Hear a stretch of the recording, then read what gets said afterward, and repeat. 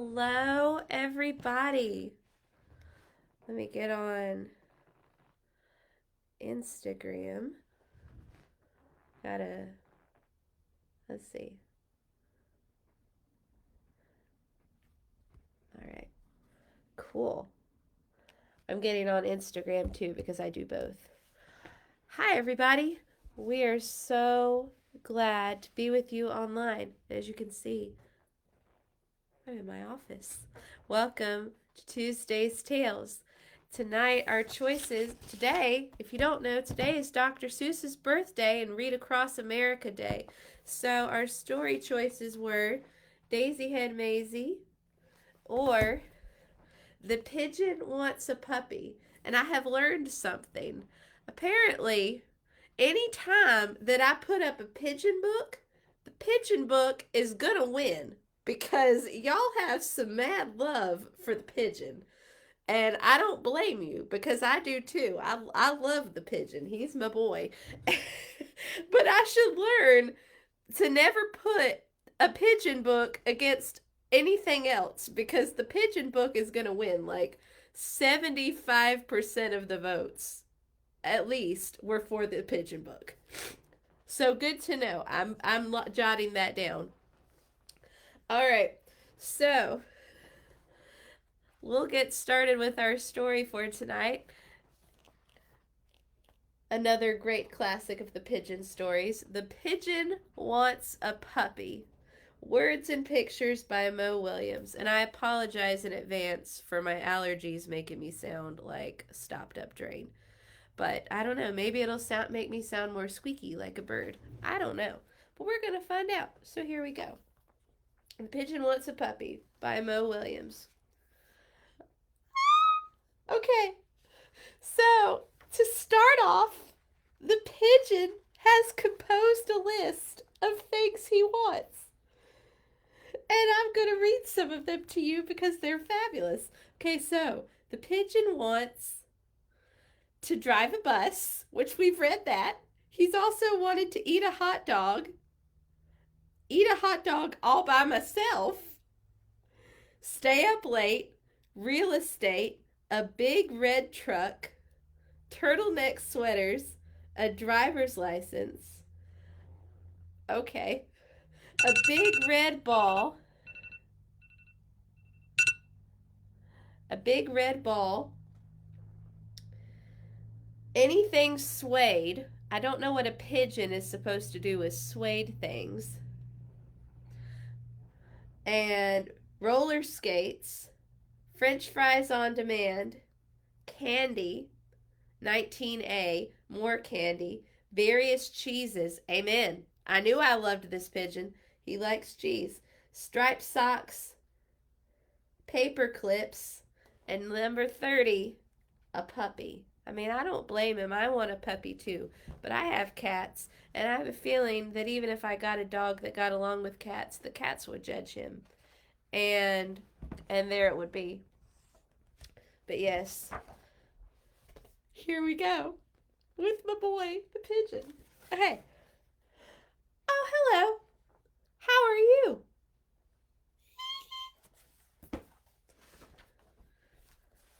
Oh, I'm fine. Thanks for asking.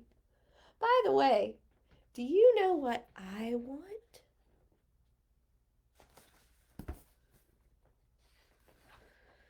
What I've wanted forever? At least since last Tuesday.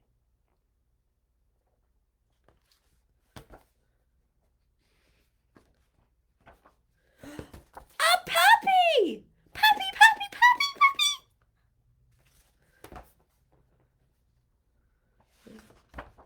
I don't know why a pigeon would want something that's a lot bigger than he is. Although pigeons don't usually get eaten by dogs. Maybe that's what it is, because I was like, at least it doesn't say the pigeon wants a cat. Oh, don't worry. I'll take care of it. I promise I'll water it once a month.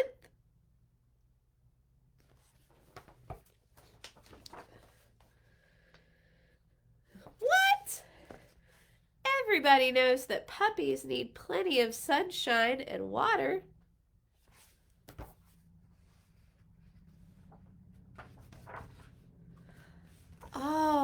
I get it. You don't want me to be happy, do you? Oh, this pigeon's trying to start a fight. You don't want me to take a piggyback ride on my puppy or play tennis with it.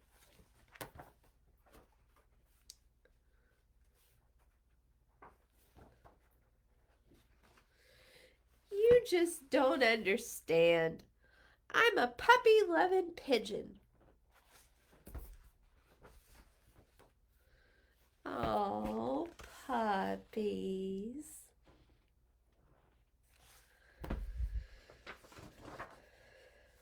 Oh no, here's his fire. I want a puppy right now! Ah! See, once again, this is the part of the book where the pigeon has a fire.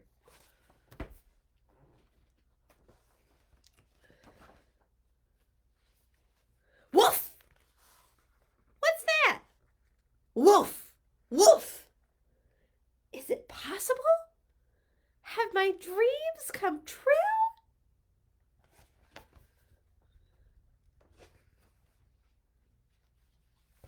Woof. Ah! See, I knew. I was like, the pigeon is going to have a moment of clarity that this puppy is gigantic and he is not. Ah!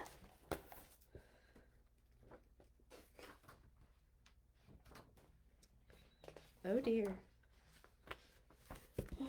It's huge! The teeth! The hair! The wet nose! The slobber! The claws! I mentioned the teeth, right? Really? I had no idea.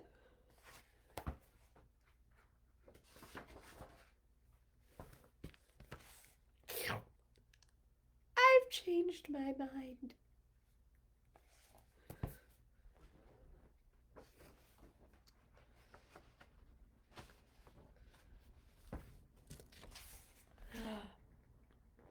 I want a walrus.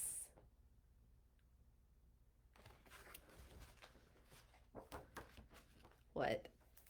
And then there's going to be a moment where the pigeon has a moment of clarity and realizes that a walrus is in fact much bigger than a puppy. But there we are. So that was fun. The pigeon wants a puppy. So I'm excited about our Bible story tonight because I get to share this is my office at a church.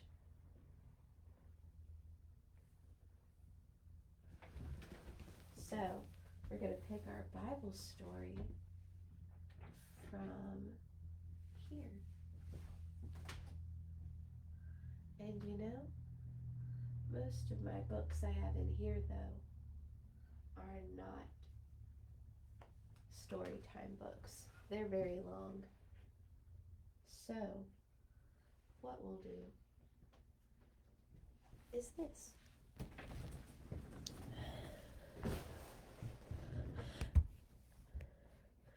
We will talk about some awesome stuff that's going on with my kids at church. We just finished the book of Judges, which is really great. It's actually really awesome to see kids respond to stuff that most people don't quite understand with the book of Judges, where we go up and down and up and down, and they were doing good and they were doing bad, they were doing good and they were doing bad, they were doing good, they were doing bad. But I love, in the book of Judges, I love the story of Gideon. And Gideon, you can find in your grown-up Bible if you don't have a children's Bible on hand, because I'm not going to be using one. Gideon comes in the book of Judges, chapter 6 and 7. And Gideon, I like Gideon. I was just talking about this with some people in my Bible study group. Is that Gideon was one of those people that he didn't immediately jump on the bus and was like, yeah, God, I'm going to do totally what you want me to do the first time. In fact, I'm going to be a bit like the pigeon and the puppy, because the people that Gideon were fighting against were very similar to God's people being a pigeon and them being a puppy. I told the kids, think of the people in How to Train Your Dragon, that like big giant Viking men with hair. And the Israelites did evil in the eyes of the Lord, and for 7 years he gave them into the hands of the Midianites. And because the power of Midian was so oppressive, the Israelites prepared shelters for themselves in the mountain caves and strongholds, which that means they were hiding. And someone showed up. They were like, we need someone to help us. And an angel of the Lord came. And the angel of the Lord appeared to Gideon. He said, the Lord is with you, mighty warrior. And Gideon, first of all, I'm sure he was like, are you talking to me? Uh-uh. And the Lord turned to him and said, go in the strength you have and save Israel out of Midian's hand. Am I not sending you? And Gideon asked for lots of tests. He asked God to do all kinds of things. He would say, okay, well, I'm going to put a piece of fabric on the ground, and we're going to make the fabric dry and the ground around it wet. And if that happens, I'll go. And then he said, okay, how about we'll make the fabric wet and the ground around it dry? Just stuff like that. It was kind of like, are you serious? Like, but Gideon was doing that. And then he had a group of people. He started off with thousands of men. And God said, you have too many men.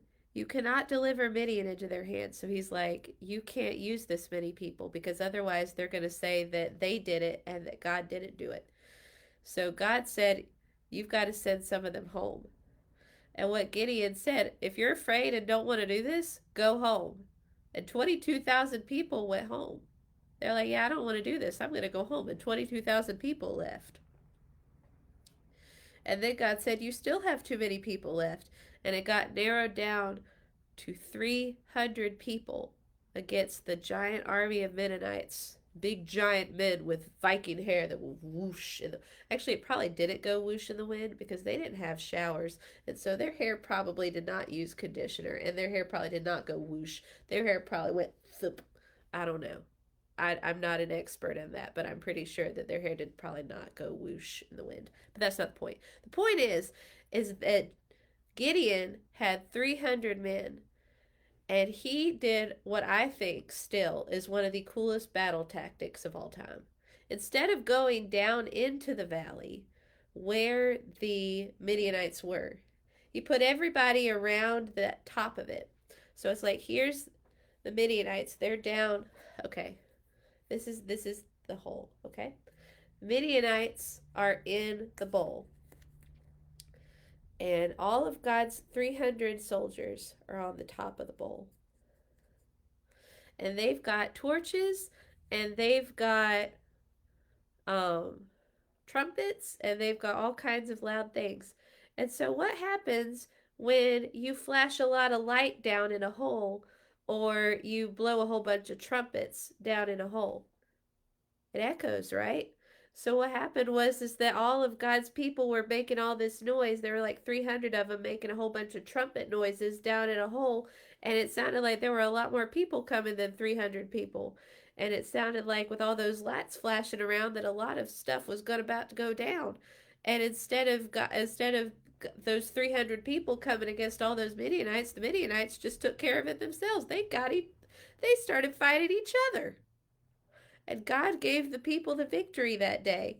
Even when, I mean, I don't know why. I guess most battles aren't fought in holes anymore, but I'm pretty sure that's like the coolest thing I've ever seen. They're all just up here and they just scare the snot out of the people down in the hole. And they're like, oh, it's fine. We're not worried about you because we're all up here and you guys are down in the hole, but you think there's a whole lot more of us than there is. And we're going to take our lights and our trumpets and scare the snot out of you and you're all going to run away. And they did. And God gave them the victory that day, which I think is exciting. I love those moments. is such a great time, and I'm so glad we could read that right out of the Bible together. Once again, Judges 6 and 7. You could read it too. That was the Cliff's Notes version, but it's pretty great when you get to read it all together. All right, so since I'm in my office, I don't have books to choose for next week with me, but I am going to tell you that for next week, over the next 2 weeks, to celebrate the 1 year anniversary of Tuesday's Tales, we are going to celebrate with the first 2 books I ever read. Who remembers what they might be? The first 2 books I ever read for Tuesday's Tales.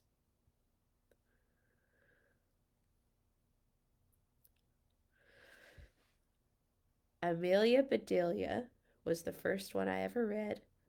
And then I read The Giving Tree the next week. And then I think from then on out, I let y'all vote each week. Can you believe we've been doing this for a whole year?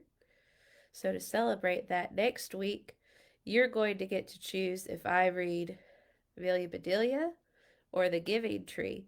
And then whichever one doesn't win for next week, I'll read the next week. And I'm really excited about that. I that a lot of people want to be like, oh, it's a whole year, ugh. But I'm like, I've tried to find some fun in it, and I'm really excited about all the fun. So, vote in the comments below for Amelia Bedelia or The Giving Tree, and I'll see you next week. Thanks for joining me online. I'll see you soon.